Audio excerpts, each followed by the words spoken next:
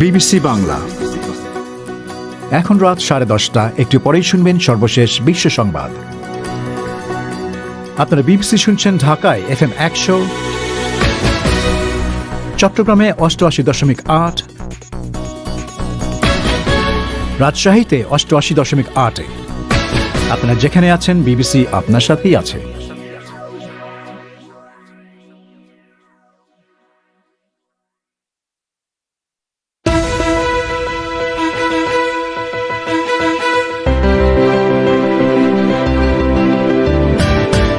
ব্রিটেনে G7 জোটের শীর্ষ বৈঠকের আনুষ্ঠানিক উদ্বোধন।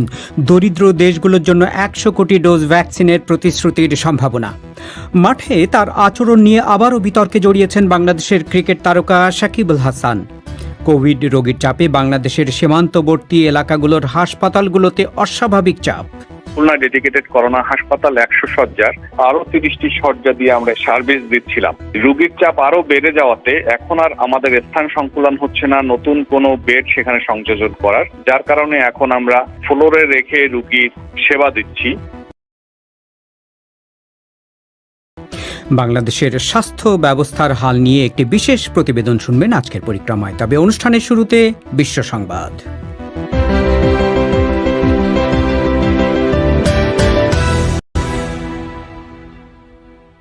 বিবিসি বাংলা বিশ্ব সংবাদ পড়ছি মিজানুর রহমান খান।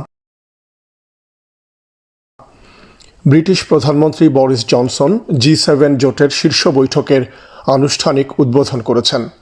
এবারের বৈঠকে করোনা ভাইরাস মহামারী বিশেষ গুরুত্ব পাচ্ছে। প্রধানমন্ত্রী জনসন বলেন, অতীতের বিভিন্ন ভুল থেকে শিক্ষা নেওয়ার জন্য এই বৈঠক জরুরি ছিল। বৈঠকে G7 নেতারা গরিব দেশগুলির জন্য 1 কোটি ডোজ টিকা দেওয়ার প্রতিশ্রুতি দেবেন বলে ধারণা করা হচ্ছে। মিয়ানমারের কয়েকটি এলাকায় সামরিক বাহিনীর সমাবেশ ঘটানো হচ্ছে এমন খবরের মধ্যে জাতিসংঘের মানবাধিকার কমিশন দেশটিতে ক্রমবর্ধমান সহিংসতার ব্যাপারে হুঁশিয়ারি দিয়েছেন। মিচেল ব্যাচেলেট বলেছেন, গত ফেব্রুয়ারির সামরিক অভ্যুত্থানের পর মিয়ানমারে মানবাধিকারের ক্ষেত্রে বিপর্যয় ঘটেছে। তিনি জানান, অভ্যুত্থানের পর এ পর্যন্ত নিরাপত্তা বাহিনী 800-রও বেশি মানুষকে হত্যা করেছে বলে তার কাছে রিপোর্ট এসেছে। চীনে সম্প্রতি একটি আল্ট্রা ম্যারাথনে অংশগ্রহণকারীদের 21 জনের মৃত্যুর এক ঘটনায় 27 জন কর্মকর্তাকে শাস্তি দেওয়া হয়েছে। হাইপোথার্মিয়ায় ভুগে প্রতিযোগীরা মারা যায়। তদন্তে জানা গেছে, খারাপ আবহাওয়ার পূর্বাভাস থাকলেও প্রতিযোগীদের গরম কাপড় সাথে রাখার পরামর্শ দেওয়া হয়নি। 100 কিলোমিটার দীর্ঘ রুটের সবচেয়ে ঝুঁকিপূর্ণ অংশে কোনো মেডিকেল সাহায্যের ব্যবস্থা ছিল না। আয়োজকদের অনেকের বিরুদ্ধে মামলা হয়েছে। ভারতের লাক্ষাদ্বীপের প্রশাসককে জীবাণু অস্ত্রের সাথে তুলনা করার পর স্থানীয় একজন চলচ্চিত্রকারের বিরুদ্ধে দেশদ্রোহের মামলা হয়েছে। দ্বীপে ঢোকার জন্য কোয়ারেন্টাইনের বাধ্যতামূলক তুলে নেওয়ার জন্য প্রশাসক প্রফুল্ল প্যাটেলের সমালোচনা করতে গিয়ে চলচ্চিত্রকার আয়েশা সুলতানা জীবাণু অস্ত্র শব্দটি ব্যবহার করেছিলেন। এরপর স্থানীয় বিজেপির প্রেসিডেন্ট মিস সুলতানার বিরুদ্ধে দেশদ্রোহের ওই মামলা করেন। টোকিও অলিম্পিক্সের প্রধান G7 নেতাদের প্রতি আবেদন করেছেন তারা যেন এই প্রতিযোগিতা অনুষ্ঠানের পক্ষে মত দেন। উদ্যোক্তা কমিটির প্রেসিডেন্ট সেইকো হাশিমোতো বলেছেন, এই অলিম্পিক্স যাতে পরিকল্পনা অনুযায়ী জুন মাসে হতে পারে তারা সেটার প্রতি সমর্থন জানালে তার ভাষায় তারা খুবই বাধিত হবেন। মহামারীর কারণে এই প্রতিযোগিতা 1 বছর পিছিয়ে গেছে। ইসরায়েলি গুপ্ত সংস্থা মোসাদ কিভাবে ইরানের পরমাণু কর্মসূচি বিষয়ক বিপুল পরিমাণ গোপন দলিল চুরি করেছে তার বিবরণ দিয়েছেন সংস্থার সাবেক প্রধান। ইসরায়েলি টেলিভিশনে দেওয়া এক সাক্ষাৎকারে ইউসি কোহেন বলেন, 2018 সালে এই অভিযানটি চালানো হয়েছিল এবং এটির পরিকল্পনা করা হয় তারও 2 বছর আগে। তিনি জানান, রাতের বেলায় তেহরানের এক গুদামে 20 জন এজেন্ট হানা দিয়ে প্রায় 30টি সেফের তালা ভেঙে এগুলো চুরি করে। পরিক্রমায় আপনাদের স্বাগত জানাচ্ছি, শাকিল আনোয়ার। একটু আগে বিশ্ব সংবাদে বলা হয়েছে, G7 জোটের বৈঠকে গরিব দেশগুলোর জন্য 1 কোটি ডোজ টিকার প্রতিশ্রুতি দেওয়া হবে বলে আশা করা হচ্ছে। আসলে 100 কোটি ডোজ টিকার প্রতিশ্রুতি আসবে বলে আশা করা হচ্ছে। অনিচ্ছাকৃত ভুলের জন্য আমরা দুঃখিত আপনাদের কাছে। বাংলাদেশ ক্রিকেটের এবং ক্রীড়া জগতের সবচেয়ে বড় তারকা সাকিব আল হাসান মাঠে তার এক আচরণ নিয়ে আবারও বিতর্কে জড়িয়েছেন। আজ ঢাকা প্রিমিয়ার লিগ ক্রিকেটের মুহামেডান এবং আবাহনীর মধ্যে একটি ম্যাচে আম্পায়ার তার এলবিডব্লিউর আবেদন মেনে নেওয়া না নিলে তিনি লাথি মেরে স্ট্যাম্প উড়িয়ে দেন। যিনি সাকিব মোহামেডানের অধিনায়ক হিসেবে খেলছেন সেখানে আয়োজকরা বলছেন আম্পায়ারের রিপোর্টের ভিত্তিতে তারা ব্যবস্থা নেবেন, আর সাকিব তার আচরণের জন্য দুঃখ প্রকাশ করেছেন। বিস্তারিত জানাতে কাদির কল্লোল যোগ দিচ্ছেন ঢাকার স্টুডিও থেকে। কাদির, কি হয়েছে আজকে খেলার মাঠে? আসলে ঘটনাটি ঘটেছে ঢাকার মিরপুরে শেরে বাংলা স্টেডিয়ামে আবাহনী মোহামেডানের ম্যাচের দ্বিতীয় ইনিংসে। সাকিব আল হাসান স্ট্যাম্পে লাথি মেরেছেন, স্ট্যাম্প আছাড় দিয়েছেন, আবার আম্পায়ারের সাথে তর্কেও জড়িয়েছেন, এমনটা দেখা গেছে। ঢাকা প্রিমিয়ার লিগে মোহামেডানের অধিনায়ক সাকিব আল হাসান আর আবাহনীর অধিনায়ক মুশফিকুর রহিম মোহামেডানের 145 রানের জবাবের ইনিংসে পঞ্চম ওভারে আবাহনীর মুশফিকুর রহিম ব্যাট করছিলেন। মুশফিকুর রহিমের বিপক্ষে এলবিডব্লিউর আবেদন করেছিলেন সাকিব আল হাসান। তাতে আম্পায়ারের সাড়া মেলেনি। তখন সাকিব আল হাসান ক্ষিপ্ত হয়ে স্ট্যাম্পে লাথি মারেন। এরপর ষষ্ঠ ওভারের খেলার সময় বৃষ্টি নামে। তখন আম্পায়ার মাহফুজুর রহমান খেলা বন্ধ ঘোষণা করেন। তখন সাকিব আল হাসান আম্পায়ারের দিকে এগিয়ে গিয়ে 3টি স্ট্যাম্পে তুলে উইকেটের উপর আছাড় মারেন, সেটা দেখা যায়। সে সময় আম্পায়ার ক্ষুব্ধ হয়ে কিছু বললে সাকিব আল হাসান তার সাথে তর্কেও জড়িয়ে পড়েন, তেমনটাও দেখা যায়। এরপর খেলা বন্ধ হয়ে গেলে খেলোয়াড়রা যখন মাঠ ছাড়ছিলেন তখন আবার সাকিব আল হাসান গ্যালারিতে থাকা আবাহনীর দর্শকদের দিকে আঙ্গুল তুলে কিছু বলছিলেন, এমনটাও দেখা গেছে। অন্যদিকে ম্যাচের পর আবাহনীর কোচ খালেদ মাহমুদ সাকিবের দিকে তেড়ে আসছিলেন, এমন দৃশ্যও দেখা গেছে। তো কাদির, সাকিবের মাঠে এই ধরনের আচরণ নতুন কিছু নয়, আগেও তিনি বিভিন্ন বিতর্কে জড়িয়েছেন তার আচরণ নিয়ে মাঠে। তো তার ভক্তদের বা মানুষজনের প্রতিক্রিয়া কি হচ্ছে, বিশেষ করে সোশ্যাল মিডিয়ায়? সামাজিক মাধ্যমে এটা ব্যাপক তুমুল বলা যায়, আলোচনা সমালোচনা দুটোই রয়েছে। অনেকে তার পক্ষে বক্তব্য দিচ্ছেন, অনেকে তার বিপক্ষে তার সমালোচনা করছেন। আমি বিবিসি বাংলার পাতায় যেগুলো আসছে আমি তার মধ্যে দু একটি বলছি। যেমন শাহিন আহমেদ লুলু, তিনি লিখেছেন যে সাকিব আল হাসান ক্রিকেটকে একটু বেশি ভালোবাসেন, যেটা করেছেন সেটা অন্যায়, তবে কিছু কিছু ক্ষেত্রে এরকম অন্যায় করা উচিত। আবার একজন লিখেছেন শফিকুল ইসলাম রানা, তিনি তার সমালোচনায় করেছেন। শফিকুল ইসলাম রানা লিখেছেন যে ক্রিকেট ভদ্রলোকের খেলা, সাকিবের মেজাজের সাথে ক্রিকেট মোটেই যায় না। বিশ্বের অনেক নামি দামি ক্রিকেটারদের খেলা নিয়মিত দেখছি, কিন্তু কাউকেই কখনো এমনটা করতে দেখিনি। এরকমই সমালোচনা আছে, আবার পক্ষে বক্তব্য আছে। এ ধরনের সামাজিক মাধ্যমে আসলে তোলপাড় চলছে এই ইস্যুটা ধরেই। তো যারা আয়োজক প্রিমিয়ার লিগের এবং সাকিব নিজে, তারা কি বলছেন, তাদের কাছ থেকে কিছু শোনা গেছে? আয়োজক কমিটি, তার চেয়ারম্যান কাজী ইনাম, তিনি বলেছেন সাংবাদিকদের কাছে যে আম্পায়ার প্রতিটি ম্যাচেরই একটি রিপোর্ট দিয়ে থাকে। আম্পায়ার যে তিনি বলেছেন যে আম্পায়াররা এই ঘটনার প্রত্যক্ষ সাক্ষী। আম্পায়াররা যে রিপোর্ট দেবে সেটার ভিত্তিতে বিষয়টা খতিয়ে দেখা হবে। একই সাথে কাজী ইনাম বলেছেন যে এ ধরনের ঘটনা ক্রিকেটে অনেক সময় ঘটে থাকে, তবে তারা খতিয়ে দেখে বিষয়টা বিশ্লেষণ করে তাতে ব্যবস্থা নেবেন। আর সাকিব আল হাসান সামাজিক মাধ্যমে তার ফেসবুক পাতায় তিনি তার পোস্ট দিয়ে তিনি এই বিতর্কিত আচরণের জন্য দুঃখ প্রকাশ করেছেন। তিনি ফেসবুক পোস্টে লিখেছেন যে মেজাজ হারানোর জন্য এবং ম্যাচ নষ্ট করার জন্য তিনি সবার কাছে দুঃখ প্রকাশ করছেন, বিশেষ করে তাদের কাছে যারা ঘরে বসে খেলা দেখেছেন। সাকিব লিখেছেন যে তার মতো একজন অভিজ্ঞ খেলোয়াড়ের এভাবে প্রতিক্রিয়া দেখানো উচিত হয়নি। তিনি কখনো কখনো দুর্ভাগ্যজনকভাবে এরকম হয়ে যায়, সেটা তিনি মন্তব্য করেছেন। তার বক্তব্য হচ্ছে যে মানবিক এই ভুলের জন্য তিনি দলগুলোর কাছে, ম্যানেজমেন্ট, টুর্নামেন্ট অফিসিয়াল এবং আয়োজক কমিটির কাছে তিনি ক্ষমা চাইছেন। তিনি এটাও বলেছেন যে ভবিষ্যতে তিনি আর এরকম করবেন না। কাদির, আপনাকে ধন্যবাদ। মাঠে সাকিবের আজকের আচরণকে আপনি বা আপনারা কিভাবে দেখছেন, এই প্রশ্ন নিয়ে হবে আগামীকাল শনিবারের প্রবাহের ফোন ইন। অংশ নিতে চাইলে 017141155578 এই নম্বরে টেক্সট করে আপনার নাম, ঠিকানা, ফোন নম্বর জানিয়ে দিন। অনুষ্ঠানের আগে আমরাই আপনাদের সাথে যোগাযোগ করব। বাংলাদেশের সীমান্তবর্তী অনেক জেলায় কোভিড রোগীর সংখ্যা বাড়তে থাকায় হাসপাতালগুলোতে অস্বাভাবিক চাপ তৈরি হয়েছে। এ ধরনের বেশিরভাগ জেলায় হাসপাতালে আইসিইউ না থাকায় বেড সংখ্যা অনেক কম হওয়ায় গুরুতর রোগীরা ছুটছেন বিভাগীয় শহরের বড় বড় হাসপাতালে। ফলে ওইসব হাসপাতালগুলো রোগীর চাপ সামলাতে হিমশিম খাচ্ছে। অনেক হাসপাতালে কোভিডের জন্য নির্ধারিত বেড খালি না থাকায় রোগীদেরকে ফ্লোরে রেখে চিকিৎসা দেওয়ার খবর পাওয়া গেছে। ঢাকা থেকে কাদির কল্লোলের রিপোর্ট। দেশের দক্ষিণে খুলনা নগরীতে কোভিড রোগীর জন্য নির্ধারিত 100 বেডের একটি হাসপাতাল করা হয়েছিল। সেখানে চিকিৎসার কাজে রয়েছেন খুলনা মেডিকেল কলেজ হাসপাতালের চিকিৎসক এবং স্বাস্থ্যকর্মীরা। সীমান্তবর্তী জেলা সাতক্ষীরা থেকে শুরু করে বাগেরহাট পর্যন্ত এবং অন্যদিকে কুষ্টিয়া, যশোর, নড়াইল, পিরোজপুর থেকেও কোভিড রোগীরা যাচ্ছেন খুলনার সেই হাসপাতালে। ফলে রোগীর চাপের কারণে ওই হাসপাতালের পক্ষ থেকে গুরুতর নয় এমন কোভিড রোগীদের হাসপাতালে ভর্তি হতে নিরুৎসাহিত করা হচ্ছে। নির্ধারিত ওই হাসপাতালের মুখপাত্র এবং খুলনা মেডিকেল কলেজ হাসপাতালের আবাসিক চিকিৎসক সুহাস রঞ্জন হালদার বলেছেন, গুরুতর রোগীর সংখ্যাও অনেক বেশি, সেজন্য বেড না থাকায় অনেককেই ফ্লোরে রেখে চিকিৎসা দেয়া হচ্ছে। আমাদের খুলনা ডেডিকেটেড করোনা হাসপাতাল 100 শয্যার, কিন্তু আমরা রোগীর চাপ বেড়ে যাওয়াতে অতিরিক্ত আরো 30টি শয্যা দিয়ে আমরা 130 শয্যার রোগীদের সার্ভিস দিচ্ছিলাম। কিন্তু রোগীর চাপ আরো বেড়ে যাওয়াতে এখন আর আমাদের স্থান সংকুলান হচ্ছে না নতুন কোনো বেড সেখানে সংযোজন করার, যার কারণে এখন আমরা ফ্লোরে রেখে রোগীর সেবা দিচ্ছি। এই মুহূর্তে আমাদের খুলনা ডেডিকেটেড করোনা হাসপাতালে আজ সকাল 8টা পর্যন্ত 143 জন রোগী ছিল। উত্তর পশ্চিমের সীমান্তবর্তী জেলাগুলোতেও করোনা ভাইরাসের সংক্রমণ ঊর্ধ্বমুখী রয়েছে। সেই অঞ্চলের বিভাগীয় শহর রাজশাহীতে মেডিকেল কলেজ হাসপাতালেও প্রতিদিন রোগীর চাপ বাড়ছে।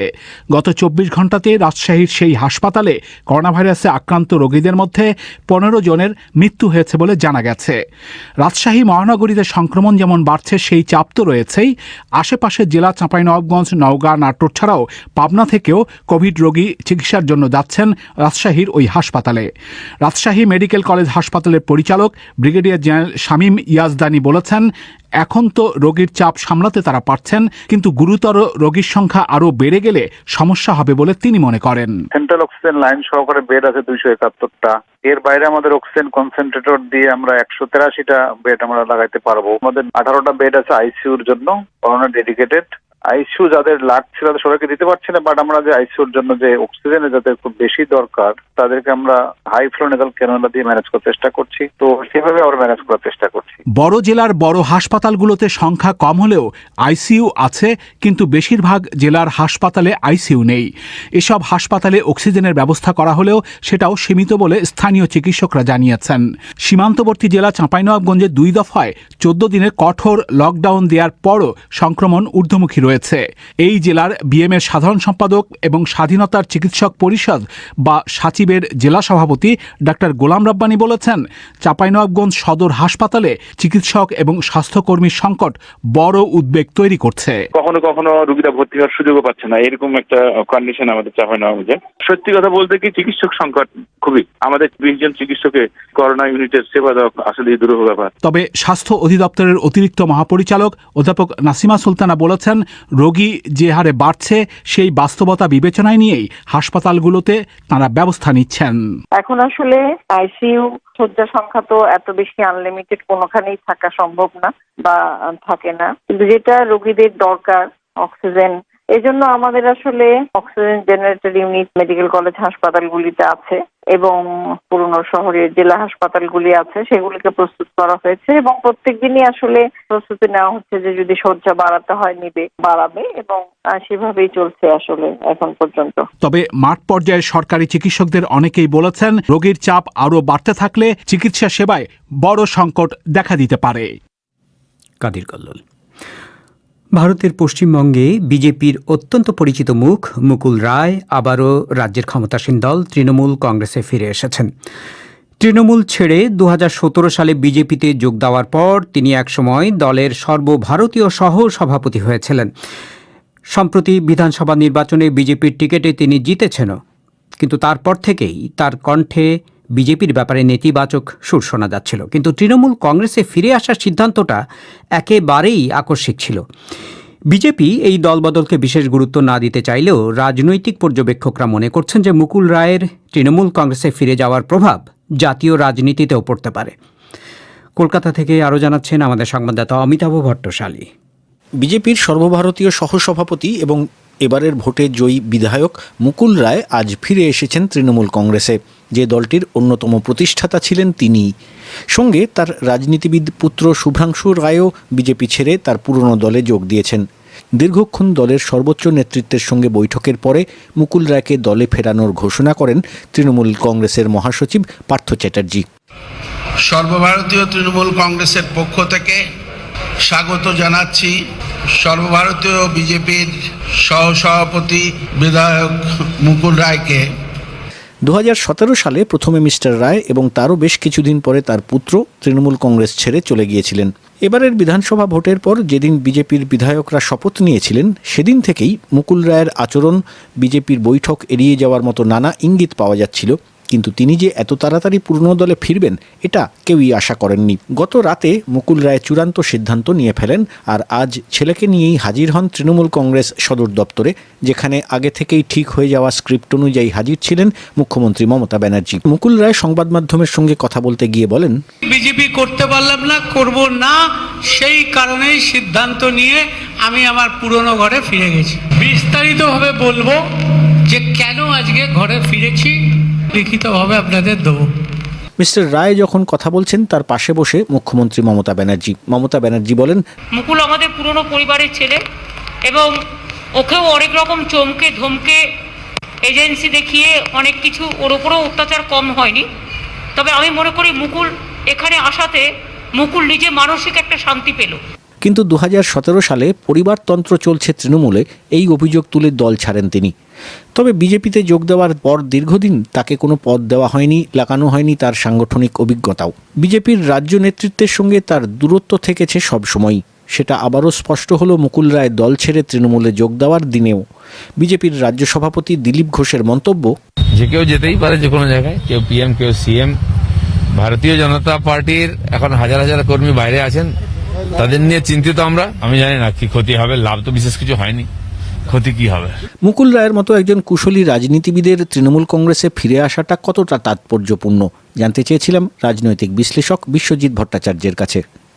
আজকে যে ঘটনা পশ্চিমবঙ্গের রাজনীতিতে ঘটলো তার ইম্প্যাক্টটা জাতীয় রাজনীতিতে, বিজেপির জাতীয় রাজনীতিতে অনেকটা বড় ধাক্কা। সারা ভারতবর্ষে বিজেপি ক্ষমতায় আসার পর থেকে বিরোধী রাজনৈতিক দলগুলোর একেবারে ভেঙে চুরমার হয়ে গিয়েছে।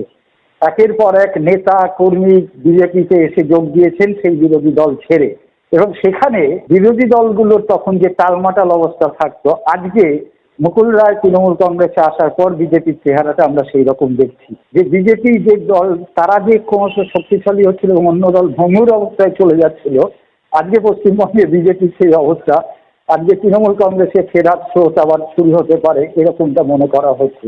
মুকুল রায়ের বিজেপি ত্যাগ দেখে পর্যবেক্ষকদের অনেকেই বলতে শুরু করেছেন, ভোটের আগে যেমন তৃণমূল কংগ্রেস ছেড়ে বিজেপিতে যোগ দেওয়ার হিড়িক পড়ে গিয়েছিল, এখন কি তাহলে আবার উল্টো স্রোত বইতে শুরু করবে?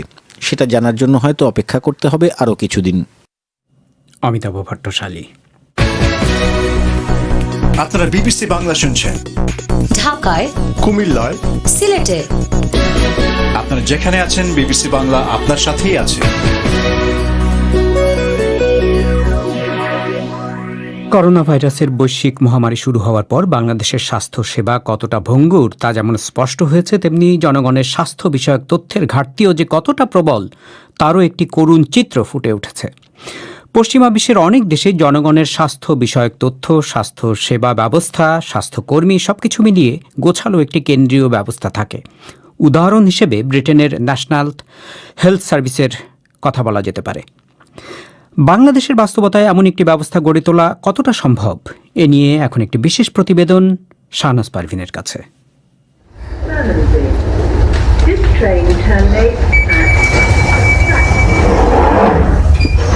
লন্ডনের পাতাল রেলে চড়ে নিজের কর্মস্থলে যাচ্ছিলেন প্রবাসী বাংলাদেশি ফ্লোরা ফেরদৌসী। 12 বছর হলো এই শহরে বসবাস করছেন। তার সাথে যখন টেলিফোনে কথা হচ্ছিল তখন তিনি স্টেশন থেকে বের হয়ে দ্রুত হাঁটছিলেন। যুক্তরাজ্যের ন্যাশনাল হেলথ সার্ভিসেস বা NHS-এ কর্মরত ফ্লোরা ফেরদৌসী বলছিলেন, একজন সাধারণ নাগরিক হিসেবে এখানে কী ধরনের স্বাস্থ্যসেবা তিনি পাচ্ছেন। NHS এ রেজিস্টার্ড করাটা আসলে আপনি যে এলাকায় থাকবেন সেই এলাকায় জিপি থেকে, জেনারেল প্র্যাকটিশনার যাকে বলা হয়, জিপি সার্জারি, ওখানে রেজিস্টার করতে হয় অ্যাজ এ রেসিডেন্স। আপনি যে এরিয়া থাকবেন, যে এরিয়ার ভেতরে আপনি আছেন, সেখানে 2-3টা জিপি থাকে, তার ভেতরে যে কোনো একটা আপনি রেজিস্টার্ড হলেন। আপনার যে কোনো সমস্যা আপনি প্রথমে জিপিতে কল করবেন, ওরা আপনাকে অ্যাপয়েন্টমেন্ট দিবে, তারপরে ওরাই আপনাকে কল করে জানাবে যে কখন আসতে হবে। যেমন জরায়ুর মুখে ক্যান্সার, যেটা স্মিয়ার টেস্ট, এটা প্রতি 3 বছরে ওরা একবার করে টেস্ট করে। ওরাই আপনাকে খোঁজ দিবে যে তোমার স্মিয়ার টেস্ট ডিউ হয়েছে, তো তুমি আমাদের সাথে বুকিং দাও। তো দিলাম, এই তো আমার নেক্সট ফ্রাইডেতে আমার অ্যাপয়েন্টমেন্ট আছে, তোমার অমুক সময় অ্যাপয়েন্টমেন্ট, তোমাকে আসতে হবে, এসে স্যাম্পল কেটে দিতে হবে।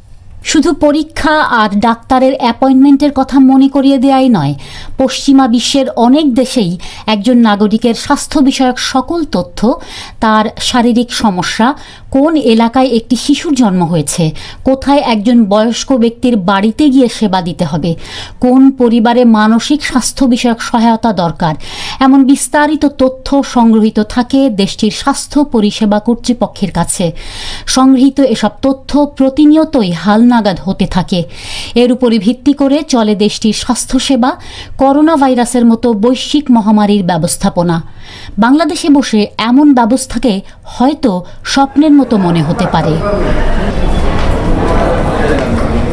বাংলাদেশের যে কোনো সরকারি হাসপাতালের আউটডোরের পরিবেশ এটি। সেখানে গেলেই দেখা যায় প্রতিদিন রোগে শোকে আক্রান্ত মানুষজন কিভাবে হিমশিম খাচ্ছেন। এদেশে শুধু স্বাস্থ্যসেবার তথ্য পেতেই নাকাল হতে হয় প্রায়শই। সে সম্পর্কিত সকল দায়িত্ব রোগী অথবা তার স্বজনদের। জাতীয় ক্যান্সার গবেষণা ইনস্টিটিউট ও হাসপাতালের গাইনি অঙ্কোলজি বিভাগের প্রধান ডাক্তার রোকেয়া আনোয়ার বলছেন তারা কিভাবে তথ্য সংগ্রহ করেন। পেশেন্ট যখন ফার্স্ট আমাদের হসপিটালে আসে তখন এটা একটা গেটওয়ের মতো। ফার্স্টে ঢোকার পরে একটা রুম আছে যেখানে রেজিস্ট্রি রুম বলে। সব রোগী সব ডিসিপ্লিনেরই ওখানে আসতে হয় প্রথমে। সেখানে আমাদের 2 জন রেকর্ড কিপিং করার জন্য 2 জন রেকর্ড কিপার আছে, তারা এটা কম্পিউটারে তোলে। তারপরে ডিফারেন্ট ডিপার্টমেন্টে ওখান থেকে তারা রেফার করে দেয়। এখন হলো আমার গাইনি ডিপার্টমেন্টে যখন আসে পেশেন্ট, সিস্টার রিসিভ করে, তার একটা খাতা আছে, সে তখন এগুলাকে ভাগ করে যে কোন রোগী কোন রুমে যাবে। যেমন জরায়ু মুখের ক্যান্সার, তার রুম আলাদা, ডিম্বাশয়ের ক্যান্সার, ওর রুম আলাদা, এবং প্রত্যেকটা আলাদা খাতায় তোলা হয়, আলাদা কম্পিউটারে তোলা হয়। রেকর্ড করার জন্য আমরা ম্যানুয়ালি করছি, আমাদের খাতা আছে। এইরকম খাতায় তুলতে তুলতে আলটিমেটলি দেখা গিয়েছে যে এই খাতাগুলো আমাদের খুব ভলিউমিনাস হয়ে যাচ্ছে। প্রতিটা খাতা ধরেন 200 পেজ করে হলে এরকম 5 বছর ধরে আমরা এটা একেবারে অথেন্টিক হইতে চেষ্টা করছি। এভাবেই চলছে বেশিরভাগ সরকারি হাসপাতালের কার্যক্রম। ডাক্তার রোকেয়া আনোয়ার বলছেন প্রায়শই বিদ্যুৎ ও ইন্টারনেট সংযোগে বিভ্রাট, প্রশিক্ষণপ্রাপ্ত ডাটা এন্ট্রি কর্মী না থাকার কারণে এসব তথ্য ডিজিটাল মাধ্যমে তোলা ব্যাহত হয়। তিনি বলছেন রোগী সম্পর্কে সঠিক ও পর্যাপ্ত তথ্য না থাকলে স্বাস্থ্যসেবায় কী ধরনের সমস্যা হয়। রেকর্ড কিপিং ছাড়া একটা দেশের কোনো, আমি তো বলতেই পারবো না যে আমার কয়টা রেডিয়েশন মেশিন লাগবে, আমার কয়জন রোগী ভালো আছে, কয়জনের আমি ভালো করে অপারেশন করতে পারছি। দেখেন এখানে 99% কেস হলো অ্যাডভান্স, অপারেশন করা যায় না, 1%কে আমরা অপারেশন করছি। তো এই যে ডেটাটা, বা 30 ইয়ার্সের নিচে কতজনের ক্যান্সার হচ্ছে, 40 ইয়ার্সের উপরে কতজনের হচ্ছে, এটা যদি আমি না করি তাহলে তো আমি ওভারঅল আইডিয়া পাবো না কাকে প্রায়োরিটি দিব, আর কে আমার কাছে ট্রিটমেন্টের জন্য আসছে না, কেন এদের ক্যান্সার বেশি হচ্ছে, কেন এদের প্রতিরোধ করা সম্ভব হচ্ছে না, কিন্তু সেই রোগে সবাই মারা যাচ্ছে। এই যে আমাদের গ্যাপটা, এই গ্যাপটা কেন ফিল আপ করতে পারছি না, এই জন্যই ডেটাতে আমি অত্যন্ত কষ্ট হচ্ছে, কিন্তু আমরা করছি। কিন্তু সমন্বিতভাবে সরকারি বেসরকারি সকল প্রতিষ্ঠানের মধ্যে সংগৃহীত তথ্যের আদান প্রদান, স্বাস্থ্যসেবার সাথে সংযুক্ত নানা বিভাগ, হাসপাতাল, চিকিৎসক সবার কাছে সেই তথ্য পৌঁছানোর ব্যবস্থা বাংলাদেশে গড়ে ওঠেনি।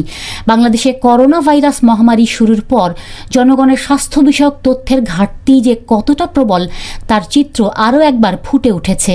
মহামারীর সময় যারা সম্মুখ সারির কর্মী বলে বিবেচিত তারা বাদে সাধারণ জনগণের মধ্যে চিকিৎসা ও টিকার ক্ষেত্রে জটিল রোগে আক্রান্ত অধিক ঝুঁকিতে থাকা ব্যক্তিদের অগ্রাধিকার থাকবে বলা হয়েছে, কিন্তু তাদের চিহ্নিত করার কোনো ব্যবস্থা নেই যদি না রোগী নিজে এগিয়ে না আসেন।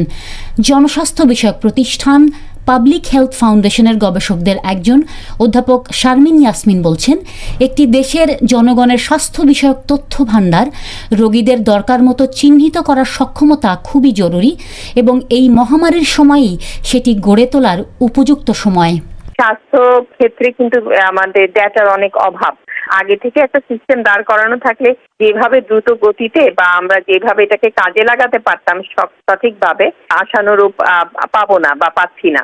তো কাজে এটা যদি এখন প্যান্ডেমিকের সময় এটাকে আমাদের হেলথ সিস্টেমের মধ্যে খুব গুরুত্ব দেওয়া হয়, অবশ্যই আমি মনে করি যে আমাদের এভিডেন্স বেস, যে আমরা বলি না এভিডেন্স বেসড হেলথ সিস্টেম অথবা ইনফরমেশন দরকার সিস্টেমের মধ্যে, যদি আমরা এগুলো ঢুকাতে পারি, নট অনলি পেশেন্ট, আপনি অনেক সুস্থ মানুষকে তো তার রুটিন চেক আপ করতে হয়, লাইক নন কমিউনিকেবল ডিজিজ গুলোর জন্য স্ক্রিনিং করতে হয়, হ্যাঁ, বাচ্চাকে ইমিউনাইজ করতে হবে। প্যান্ডেমিক এবং প্যান্ডেমিকের পরবর্তী সময়ও অনেক কিছু আছে, একটা হেলথ মানে এটা হলো service for both sick people and healthy people.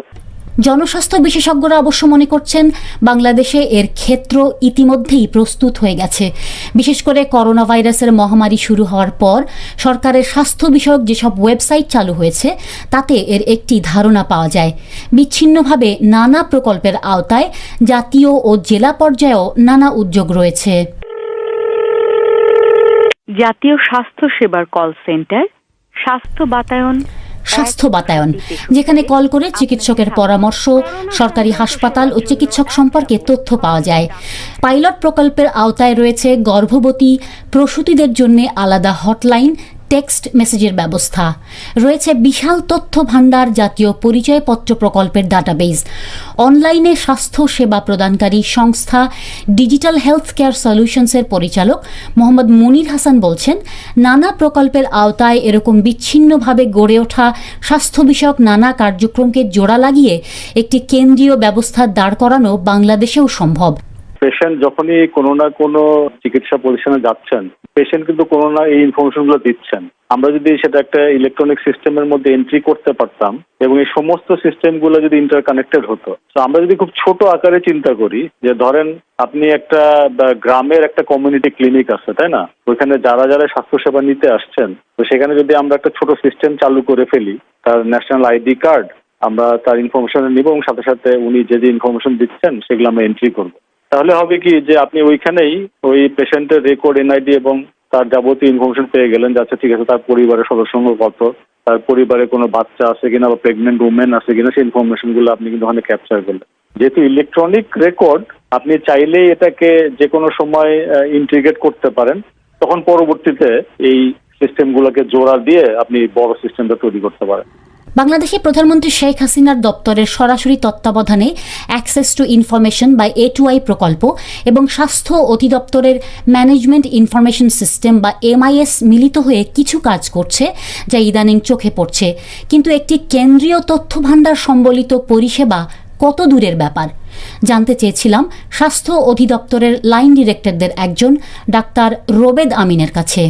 যদি হাসপাতালগুলোকে কমপ্লিটলি অটোমেশনের আওতাধীনে আনা যায় এবং একটা ইউনিক সিস্টেম যদি হয়, তাহলে হয়তো এটা সম্ভব হতে পারে আর কি। ওদের দেশে তো সুবিধা আছে, একটা মানুষ ইউনিক আইডি পায়, ওই ইউনিক আইডি থেকে তাদের সমস্ত কিছু চলে আসে।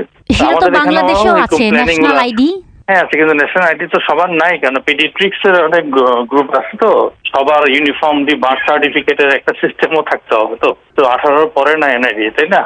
লার্জ পপুলেশন তো হেলথের, এটা তো ডিজিটালাইজেশন সিস্টেম ছাড়া কখনোই সম্ভব না, তাই না? এটাকে এখন ডিফারেন্ট স্পেকট্রাম নিয়ে ধরে বিভিন্ন ডিজিজ ধরে হয়তো করা হচ্ছে। প্ল্যাটফর্ম একটা হওয়ার জন্য সেটা এনআইডি বেস করে করা যায় কিনা, বাচ্চাদের ক্ষেত্রে বার্থ সার্টিফিকেট করা যায় কিনা, এগুলো কিন্তু প্ল্যানিং আছে। তবে তিনি বলছেন, পুরো স্বাস্থ্যসেবা খাতকে কেন্দ্রীয় ব্যবস্থার আওতায় আনতে আরও অন্তত 15 থেকে 20 বছর লাগবে। কিন্তু ইতিমধ্যেই জাতীয় পরিচয়পত্রের মাধ্যমে সরকারের হাতের নাগালে রয়েছে 11.25 কোটি নাগরিকের তথ্য ভাণ্ডার, যেখানে বয়স, ঠিকানা, পারিবারিক পরিচয়, আঙুলের ছাপ, রক্তের গ্রুপ এসব তথ্য রয়েছে। যে কার্ডটি এখন দরকার হয় মোবাইল ফোন ও ব্যাংকিং সেবা থেকে শুরু করে সকল সেবার ক্ষেত্রে। তার সাথে একজন ব্যক্তির স্বাস্থ্য বিষয়ক আরও কয়েকটি তথ্য সংযুক্ত করা কি খুবই দূরের ব্যাপার? শাহনাজ পারভিন। অধিবেশন শেষ করার আগে খবরের প্রধান অংশগুলো আরেকবার। ব্রিটেনে G7 জোটের শীর্ষ বৈঠকের আনুষ্ঠানিক উদ্বোধন হয়েছে আজ। দরিদ্র দেশগুলোর জন্য 100 কোটি ডোজ ভ্যাকসিনের প্রতিশ্রুতি পাওয়ার সম্ভাবনা। মাঠে তার আচরণ নিয়ে আবারও বিতর্কে জড়িয়েছেন বাংলাদেশের ক্রিকেট তারকা সাকিব আল হাসান। আর কোভিড সংক্রমণ বাড়তে থাকায় বাংলাদেশের সীমান্তবর্তী এলাকাগুলোর হাসপাতালগুলোতে অস্বাভাবিক চাপ তৈরি হয়েছে। এরই সাথে শেষ করছি আজকের পরিক্রমা। আমাদের পরবর্তী অধিবেশন শুনবেন আগামীকাল বাংলাদেশে সন্ধে 7:30, ভারতে সন্ধে 7টায় শুনবেন আশা করে। আমি শাকিল আনোয়ার আজকের মতো এখানেই বিদায় চাইছি।